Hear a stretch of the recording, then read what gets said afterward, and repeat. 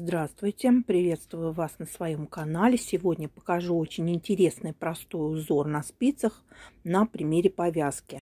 Пряжа полушерсть, в 100 граммах 200 метров, спицы брала 3 миллиметра. Итак, для узора я набрала число петель кратное 16 плюс 2 кромочные петли. Первый ряд установочный, его мы провяжем лицевыми петлями, то есть каждую петлю будем провязывать лицевой. А последнюю кромочную провяжем изнаночной петлей. Первую петлю снимаю.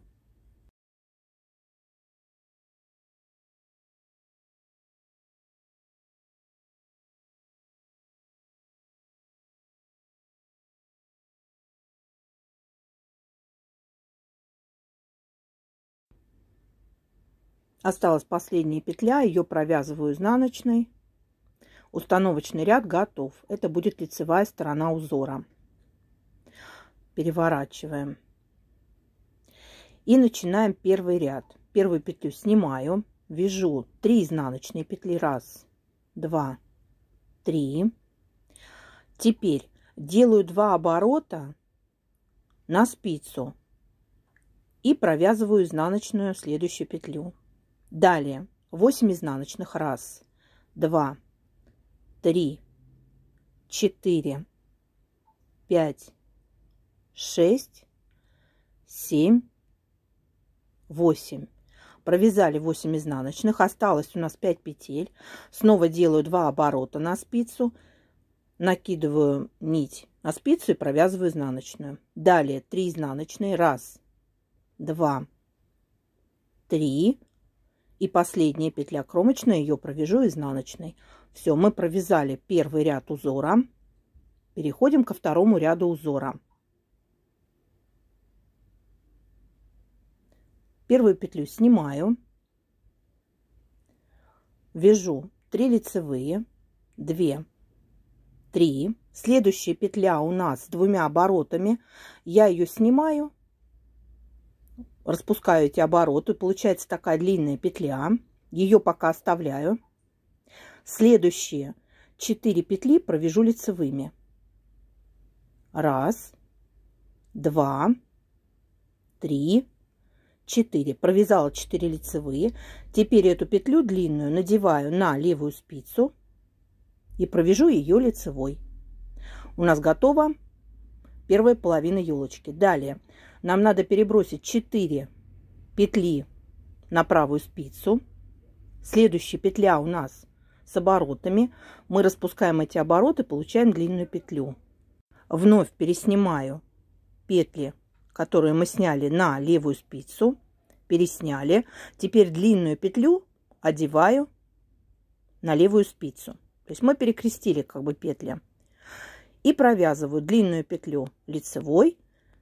И далее 4 лицевые. И у нас получилась вот такая елочка. 4 петли лицевой. Следующие 3 петли провяжу лицевой. 2 лицевая и 3. И последнюю кромочную провяжу изнаночной. Все, у нас готов второй ряд. И мы так и повторяем. Первый, второй ряд. Еще раз покажу. Но думаю, будет все понятно. 3 изнаночных. Первую петлю снимаем. 3 изнаночных. Далее 2 навива на правую спицу. Провязываем изнаночную петлю. Далее 8 изнаночных. 1, 2, 3, 4, 5, 6, 7, 8. Провязали 8 изнаночных. Снова 2 навива на правую спицу. Провяжу изнаночную петлю.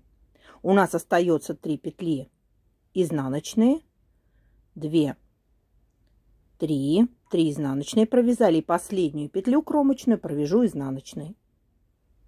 То есть повторяем первый и второй ряд. И еще раз, вот второй ряд еще раз покажу.